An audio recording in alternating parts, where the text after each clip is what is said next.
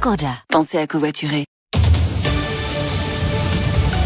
Le Grand Matin Sud Radio, 7h-10h, Jacques Cardoz. Soyez les bienvenus, il est 8h35, le grand débrief avec Françoise Degois et Éric Revel, ils sont de retour dans le studio. On va évidemment au cours de cette demi-heure d'infos de continuer d'évoquer ce que d'ailleurs notre invité vient de qualifier de scandale national. Elle appelle à une révolution dans la justice, Sandrine Rousseau. Mais auparavant, avec vous, peut-être on va évoquer le positionnement politique, parce que même moi j'ai du mal à comprendre quel est le positionnement politique de Sandrine Rousseau. Françoise Degois, qu'est-ce qu'elle veut exactement Elle fait partie de ces Verts qui veulent une candidature unique, et dans cette unicité il y a Jean-Luc Mélenchon. Donc voilà. Derrière Jean-Luc Mélenchon, pourquoi pas, voilà. Mais elle veut pas le dire, c'est ça? Mais bien sûr, pourquoi elle veut pas le dire? Mais parce que il y a Jean-Luc Mélenchon, on se vend pas non plus comme ça aussi facilement à Jean-Luc Mélenchon. Vous rentrez pas dans la cage du grand méchant loup sans avoir à minima mis un peu de rapport de force, sinon vous vous faites plumer. Pensez quand même pas que Jean-Luc Mélenchon, il parle des écologistes en parlant des jardiniers. Donc, si vous voulez, entre les socialistes, c'est une volaille qu'il faut plumer, et les écologistes qui pour lui font du jardinage, si vous voulez, une présidentielle en fait en une seconde, et nos auditeurs le savent très bien parce qu'ils sont très politiques, que ce soit la gauche ou la droite, une présidentielle n'est rien sans l'accord de législatif qu'il y a derrière. Voilà. Donc si vous arrivez et que vous vous donnez nu et cru comme ça, eh bien accrochez-vous pour avoir des circonscriptions derrière. Il faut mettre du rapport de force. Tout le monde joue, mais à un moment donné, tout le monde va arrêter de jouer. Éric Revel. Oui, mais alors j'ai cru comprendre qu'elle se sentait plus proche de Glucksmann que de Mélenchon. Oui, du point de vue des idées, mais en réalité, au moment du choix, elle pourrait plutôt se rallier à Jean-Luc Mélenchon, nous dit Françoise Degois. J'ai écouté beaucoup d'intérêt Françoise ce matin dans son excellent papier. Si, je vous le dis, je vous l'ai dit en sortant. Moi, je vous le redis face au micro. Moi, je suis inquiet pour la gauche social-démocrate. Je partage le point de Mélenchon, qui lui est pas inquiet, mais là, il gambade en liberté. C'est absolument hallucinant ce qui est en train de se passer. C'est-à-dire que vous dites, une fois que l'appareil socialiste va se mettre en branle, les choses vont se structurer. Mais pour l'instant, Jean-Luc Mélenchon, il est le seul à incarner à gauche. Alors une gauche extrême, oui, mais il est le seul à avoir un programme, à avoir des troupes, à avoir un projet sociétal qu'évidemment je partage pas du tout, mais voilà, il est seul en liste. Au-delà de ça, je trouve qu'il y a, dans une campagne électorale, il y a toujours celui qui donne une dynamique. Et ça, si vous voulez, c'est quelque chose, c'est pas des chiffres, c'est pas etc. C'est le parfum qu'on dégage. Voilà, c'est le parfum qui se dégage. Mélenchon et là, force est de constater qu'à gauche, c'est lui qui anime. Sentir, mais pour le moment, oui, bien sûr. Alors après, vous savez, c'est la gauche, elle est exactement comme ça. Vous la connaissez bien, Jacques. Et vous aussi, mon cher Éric. Vous savez, ça c'est la poésie de la gauche. C'est-à-dire qu'il est impossible que la gauche arrive à marcher droit tout de suite et au son du tambour. Par contre, dès qu'elle se détermine et qu'elle décide, eh bien, elle se met en ordre de bataille. La gauche, elle a quand même gagné 2012. Elle a quand même elle a quand même réussi dans l'Union à envoyer François Hollande à l'Élysée, ce que n'a plus fait la droite depuis la victoire de Nicolas Sarkozy. Donc, il y a quand même quelque chose dans les vieilles maisons, et je pense que les Républicains, c'est pareil. Il y a quelque chose dans les vieilles maisons qui, à un moment donné, est capable de se mettre en branle au moment où on l'attend le moins. Donc, pour le moment, elle est ridicule, grotesque et pathétique, mais ça ne durera pas. J'ai envie de croire. Alors, vous comme d'autres avez entendu le discours de Jean-Luc Mélenchon. C'est le cas de Simon qui est à Perpignan, qui nous appelle. Bonjour Simon, soyez le bienvenu sur l'antenne de Sud Radio. Vous nous dites, vous avez des propos assez durs à l'endroit de Jean-Luc Mélenchon. Oui, bonjour Jacques, François. Bonjour, Eric, bonjour Simon. Si je peux me permettre. Oui, parce que d'abord il y a des choses moi qui m'interpellent systématiquement au-delà du discours, c'est les commentaires qui en sont faits. On dit toujours que c'est un excellent tribun. Moi, ce qui me compte, c'est pas la forme, c'est le fond et les idées qui sont véhiculées, et puis tous les propos malveillants, pour pas dire déviants, même racistes, j'emploierais ce terme-là, qu'emploie Monsieur Mélenchon, qui ne sont jamais poursuivis, couverts par les médias, qui vont les relayer et éviter que quelqu'un ait les velléités de l'attaquer. Bon, je comprends pas que ce Monsieur Mélenchon puisse continuer comme ça à dérouler gentiment ses propos malsains auprès des populations et des jeunes qui sont très malléables. Voilà, et que la gauche s'associe à ça, quoi. Bon, Elle n'est pas associée, elle n'est pas associée, Simon. Directement, elle s'impose. Il s'impose par rapport à eux, parce que de toute façon, il fait peur à tout le monde. Même la droite en a peur. Et même les journalistes le soutiennent mordicus. C'est inadmissible. Moi, je pense pas. Quand même, je pense pas, Simon. Non, je crois pas du tout que les journalistes le soutiennent. Jean-Luc Mélenchon. Sur le fond, vous avez écouté le meeting. Sur le fond, il y avait rien à en retirer, selon vous, ou il y a des, je sais pas d'ailleurs si vous êtes plutôt sensibilité de gauche ou sensibilité de droite, à la limite, peu importe d'ailleurs. Non, absolument pas. Moi, ce qui m'intéresse, je suis de sensibilité du pragmatisme et de l'équité, de l'équilibre, de l'honnêteté, de la sécurité, et non pas du verbiage. Je ferai le même reproche de toute façon à notre président.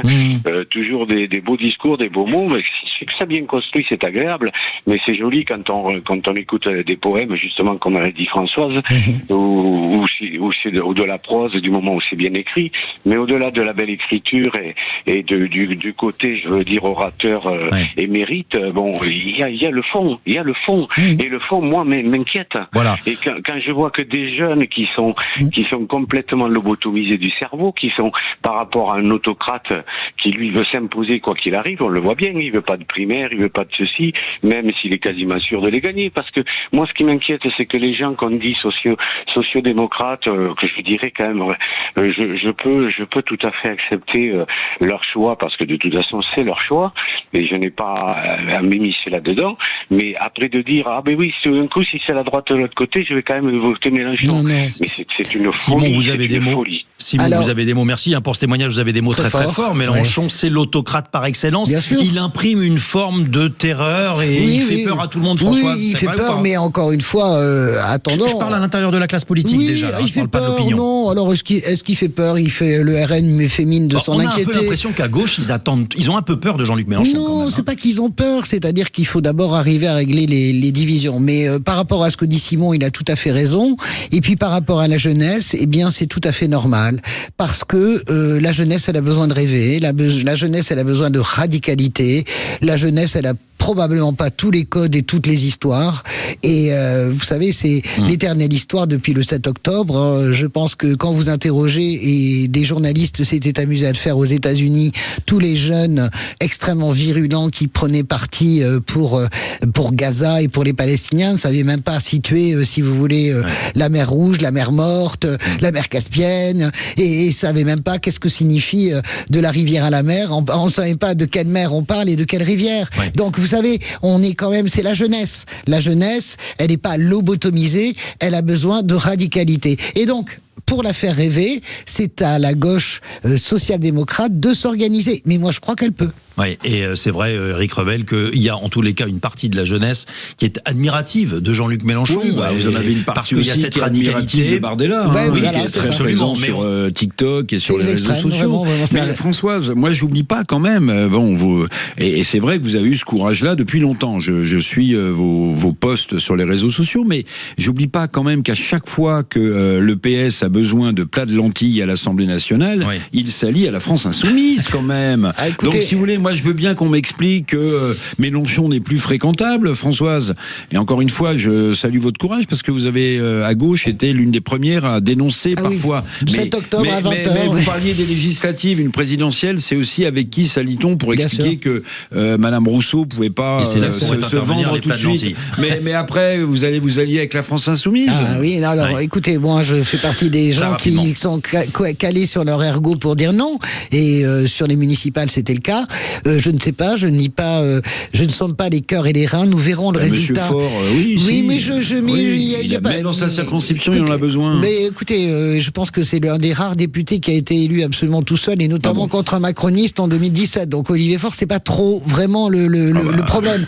C'est pas son problème personnel. Merci Françoise. Dans un instant, la sanction des magistrats en question, c'est ce dont on parle beaucoup depuis la proposition de Bruno Retailleau ce week-end, et évidemment, on va beaucoup en parler aujourd'hui puisqu'il y a la réunion à la chancellerie des procureurs généraux, une centaine de rassemblements devant les tribunaux, et cette affaire, évidemment, qui a un impact majeur sur la population et qui nous fait se poser beaucoup de questions sur le fonctionnement de la justice. On en parle dans un instant avec notamment le résultat de notre sondage qui était le fil rouge de la matinée sur Sud Radio. À tout de suite. Sud Radio, 7h-10h, Jacques Cardoz. Le Grand Matin Sud Radio, 8h48. On va évoquer évidemment cette affaire Liana. Les magistrats doivent-ils rendre des comptes? Alors c'était le fil rouge et c'était la question ce matin sur Sud Radio. Sans surprise, sauf que le chiffre est quand même impressionnant. Vous dites oui à 99%.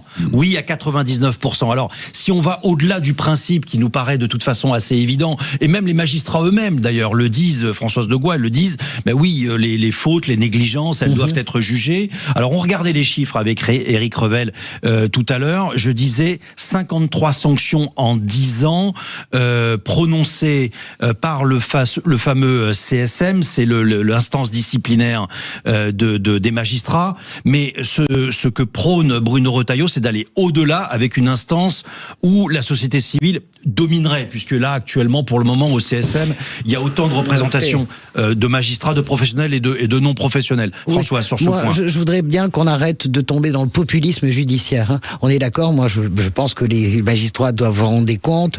Je vois bien le mélange de la société civile, je vois bien ce que cherche à faire Bruno Retailleau. Je le redis, ça c'est du populisme judiciaire. Prenons les problèmes vraiment un par un. Il y a des gens qui proposent des choses assez intelligentes, notamment de passer au peigne fin l'ensemble des plaintes déposées et qui sont en souffrance. Ça me paraît... C'est la volonté du ministre, déjà. C'est la volonté de Gérald Darmanin. Alors, je ne sais pas s'il arrivera au Et puis la proposition de Dominique de Villepin, qui est assez intéressante, qui recueille un certain nombre de suffrages, de créer un parquet spécialisé pour les jeunes et les femmes. Mais je pense agressées. Je pense que c'est du bon sens, c'est vraiment du pragmatisme, ce n'est pas du populisme judiciaire. Qui était avec nous ce matin approuve cette idée. Mais je voulais juste, pardon, je laisse la parole à Éric. Je voulais juste dire, donc, pas de populisme judiciaire, de l'efficacité, et dire que je n'ai pas le souvenir, en tant que journaliste, avec le recul, je n'ai pas le souvenir d'une telle émotion aussi étale dans l'ensemble du pays que ce que provoque l'assassinat de Liana. Oui. Je suis vraiment...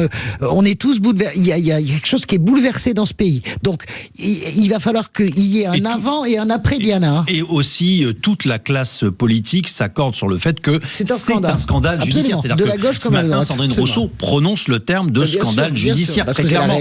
Éric, la notion de la peur du gendarme pour les magistrats, je sais que c'est un sujet qui est très sensible et qu'une bonne partie de la classe politique, notamment à gauche, ne veut pas qu'on aille sur ce terrain, mais est-ce qu'elle ne serait pas salutaire tout de même aujourd'hui? Est-ce que finalement les magistrats ne ressentent pas vraiment la peur du gendarme? Bon, je partage la fin du point de vue de Françoise de Gois.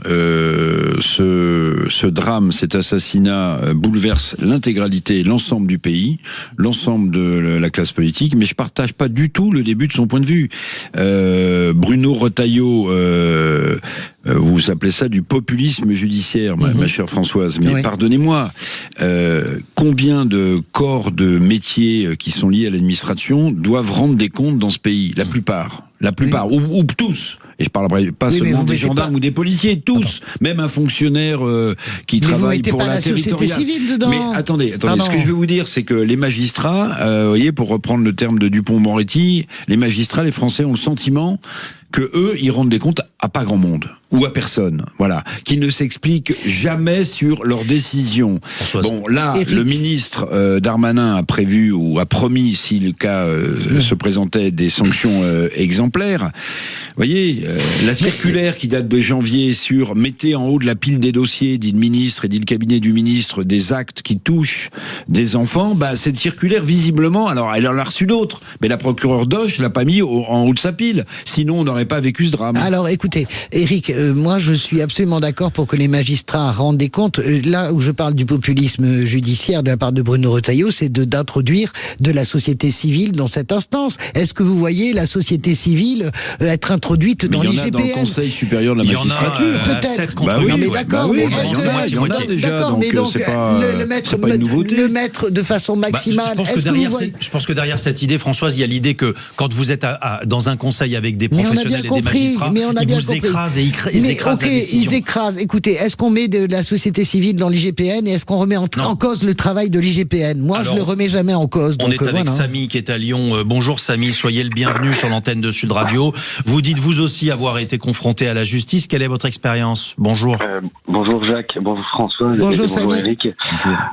Oui, moi en fait concrètement, je sais qu'un juge en fait peut dire et peut faire ce qu'il veut et prendre n'importe quelle décision. On doit toujours se la fermer. Moi, concrètement, ce que j'ai eu de pire à la justice, c'était une décision sans jugement et c'est d'être convoqué par le tribunal. Et en fait, j'ai dû faire appel et donc la décision du juge en première instance a été cassée parce que j'ai reçu jamais aucune convocation, ni audition, ni rien. Et pour quel type d'affaire, Samy, pour qu'on comprenne bien? Rien de grave par rapport à celle qui nous rejoint aujourd'hui. Qui émeut la France. Oui. Voilà, qui émeut la France aujourd'hui. Mais en fait, c'est vrai qu'au bout d'un moment, il faut trouver un juste milieu. Je sais pas quelle est la meilleure solution, celle de Benoît Retailleau ou celle de quelqu'un d'autre. Il faut qu'il y ait un minimum de responsabilité. Ils ne peuvent pas prendre des décisions.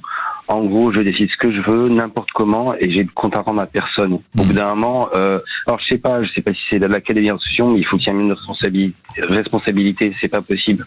Moi, personnellement, j'ai une fille qui a l'âge de cette petite. Mais moi, honnêtement, je vous le dis à l'instant T, je porte pas plainte. Le mec, je l'attrape et je la mets dans le Vercors. Non, alors ça, mais ça, on peut pas. D'abord, parce qu'on ne sait pas. Personne ne doit se faire justice soi-même. C'est pas possible. Mais si, moi, je vous le dis net. Non, mais alors, en revanche, ce que vous dites doit nous alerter et doit alerter tout le monde. C'est-à-dire que c'est là où il doit y avoir une justice forte, parce qu'effectivement, après, forcément, les gens se disent, je vais faire justice moi-même. Françoise et ensuite Benjamin Glaise. On ne peut pas entendre déjà ces mots. Enfin, vous avez le droit de les penser, de les prononcer, mais on a le droit, nous, de dire que ça ne peut pas fonctionner comme ça. On doit le dire. Voilà. Et deuxièmement, si vous voulez, il faut bien comprendre que ce temps judiciaire, on est parti pour du très long avec cette affaire. C'est-à-dire que cette affaire ne sera pas jugée avant des années. Oui. On patauge déjà sur l'autopsie, ce que je trouve d'ailleurs assez étrange. Donc voilà.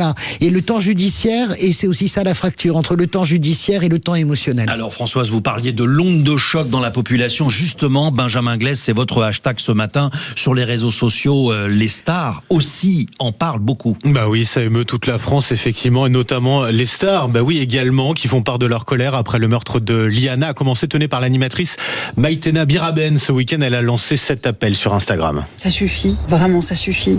Et on organise un mouvement. Postez une photo de vous enfant et de recopier le texte qu'on vous met ici en dessous.